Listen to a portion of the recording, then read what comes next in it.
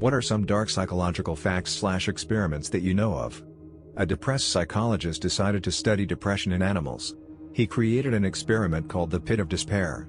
Baby monkeys who had bonded with their mothers were put into a lightless steel cage with sloping sides so they couldn't easily move or entertain themselves. They were fed and watered remotely so they didn't even interact with the researchers. Within days they stopped moving completely. Some were alone in the dark for up to a year. Several starved themselves to death. When reintroduced to other monkeys they couldn't function and were bullied and incapable of sexual relations. To see what sort of mothers they would be, he made a monkey rape setup because artificial insemination hadn't been invented. The monkeys subjected to this were cruel beyond imagining. One sat on its child's head and chewed its limbs off. Every monkey subjected to this was broken, and this research went on for decades. It produced no new scientific value beyond being an example of why researchers need ethical review of their work. Pit of Despair. There was a kid who lost his penis after an accident. Instead of just continuing life as a male missing a part of his body, a psychologist told his parents he should be raised as a girl. The psychologist's motivation for this was the fact that the boy had a twin brother, so a set of twins being born male and then one being raised as female and one being raised as male would provide a control child to compare to the child who was raised as a girl. What ended up happening is that the child was given an artificial vagina and raised as female against his will. The child was also given female hormones against their will, which led to the creation of breasts. Then the child came out at 14 years old and had their artificial vagina removed and identified as a male again. Both of the twins had a lot of mental health issues and both died in their 30s. One of an overdose of antidepressants, one of suicide by shotgun. It's very sad and needless. A psychologist fucked up an entire family's lives so he could have an experiment. I feel sick just typing out the details of it. https://n.wikipedia.org/wiki/David_Reimer. The only reliable and recurring measures of happiness are natural predisposition, advancement of goals, improvement in circumstances. Everything else tends to either fall under one of these categories or be a blip in measurement. So yes, some people are just happier than others and that's it. Also, no matter how good things get, everyone will always want more. This makes a certain amount of sense. If we were psychologically programmed to be happy when we had enough, then the caveman with warm caves and enough to eat would have just stopped there and never tried rolling the round stones around. In 2014, conservationist Damian Aspinall attempted to reintroduce a family of gorillas to a wildlife reserve. He transported the gorillas to a river island in the reserve for them to get used to the area, and then when they were ready, provided them with a bridge to access the main body of the reserve. Near the bridge nested a silverback gorilla named Bumanga, who had no partner or children. Nearby was another silverback with a large family of several wives and 20 or more children. Both of these are unusual. Gorillas normally divide mates between them. Aspinall thought that Bumanga might attempt to peel off some of the female gorillas from the newly introduced family on the island, which would be a good thing. Instead, by Aspinall's account, Bumanga crossed the bridge and beat the newly arrived female gorillas to death, dumping the bodies in the jungle and seriously battering the male of the group. This is not supposed to be a thing that gorillas do. Ever. There are multiple theories about what actually happened, and Aspinall later admitted that they were never completely sure about what had happened. But if this is actually true, then Bumanga just became the first non-human incel serial killer. And if there's a natural precedent for that to happen, that puts it in a hugely different light. Trauma is multi-generational epigenetic changes.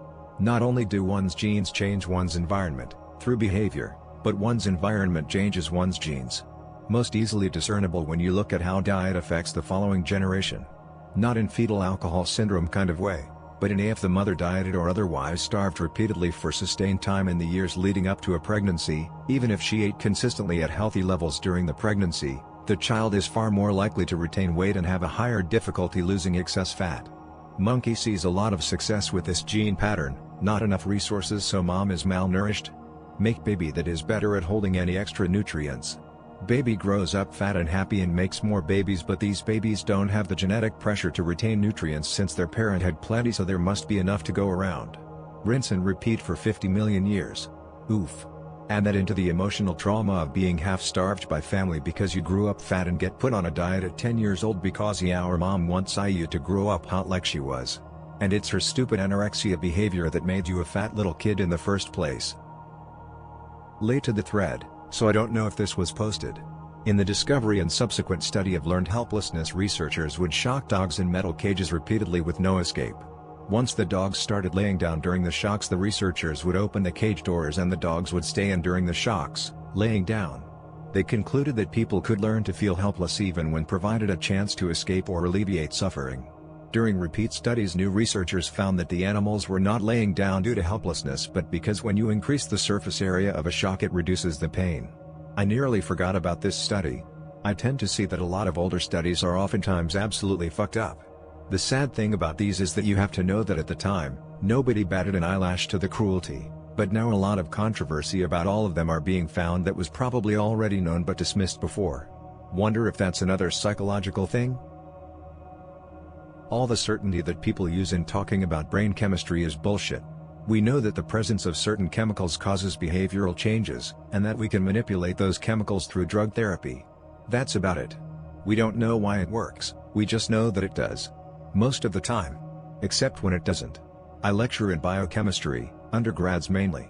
Had an interesting debate regarding mRNA vaccines and COVID. The student was adamant that vaccines were unsafe, as we knew little about their long-term use. I appreciated their view, but posed the question, at what point do we consider a therapy safe and effective, based on collated data? I happened to then talk about the difference between the mRNA vaccine, and over-the-counter paracetamol. And since paracetamol has been around since the 1880s, does that make a difference? Imagine their horror when I said we have no idea why paracetamol is good for headaches. Nobody knows. It's a mystery. We don't know why anesthesia works, why someone goes unconscious when given propofol. There will always be debates over the safety of COVID vaccines, but to equate it to paracetamol is laughable. It really is a case of saying, well, it works, that's good enough. I really hope students of mine go on to study neurobiochemistry. It's absolutely fascinating. It keeps me up at night knowing it is my responsibility to inspire future scientists and researchers. It is actually quite easy to condition children to not succeed at a very young age simply by ignoring or slandering any success or original thinking that they might have. They did an experiment with fleas where they put them in different size jars. Normally a flea can jump about 6 feet high. It's about the equivalent of a man jumping over the Empire State Building. They raised them after they were born and they jumped and hit the lid, and after a while when they were let out they only jumped as high as the lid. They also passed this genetic trait down. Very simple, but I would argue the most frightening. We are all just one bad day away from complete psychosis, meaning all bets are off on what you believe and what you are willing to do. All it takes is one bad day to reduce the sanest man alive to lunacy. That's how far the world is from where I am. Just one bad day. I developed psychosis under extreme stress. I'm very prone to it. I grew up really paranoid and delusional and all that, and I find there are different windows of psychosis for me. The first time I went into full psychosis I fully lost it for a good while, but since then, I kinda sliding scale into it, and there's a threshold that I can recover from quicker. As long as I still know I'm sick, I can mostly stave it off with antipsychotics. That's where I am lately. I know I'm sick, but it doesn't make it less scary.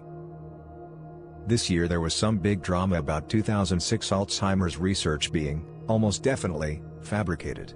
And, it's easy to make a whole story about how our view of Alzheimer's has been built on a lie for 15 years. And yeah, a lot of time probably got wasted on doctored reports. That said, what I think is even darker, is that scientific studies on the whole, are usually wrong, especially psychology as it's more rapidly developing. A lot of people I imagine are not really stunned to hear that whatever research from whatever year is fake, because the same happens even when intentions are good. It's really easy for bias to affect data, and in science there is so much force from publications to get interesting results that researchers are essentially duped into faking results without explicitly intending it. The brain is the human's greatest strength and greatest weakness. It is terrifying what the mind can do to someone. In a basic sense, it can twist your perception of reality, which can make daily life extremely hard for some people. You know, it's a bit of a wonder that higher levels of intelligence was ever an evolutionary advantage. Every other species in existence gets by just fine without much intelligence, and we have several drawbacks from having larger brains. We've proliferated more than any animal of our kind, so it's obviously an advantage, but I'm thinking about early pre-human ancestors. Because of their greater complexity, our minds can fail in ways that would not happen to any other animal. I remember reading something. I don't have a source, but it was about how the chances of there evolving another mammal with higher order thinking similar to humans is practically zero. Nature and evolution is like throwing things at the wall to see what sticks. Evolution doesn't always evolve for the best outcomes, And plenty of species can evolve into a corner and die out because of certain traits that prove to be unhelpful or detrimental to them. One could argue that our intelligence and ingenuity is also backing us into a corner as we destroy our habitat. We don't see any other species evolving along this similar path of having higher-order thinking skills, and it's likely when humans eventually go extinct that the Earth will not see it happen again. We could just be a rounding error. A one-time fluke. Thank you for listening to another episode of AskReddit. If you enjoyed this video, make sure to leave a like. Also leave your thoughts in the comments section below. Have a nice day.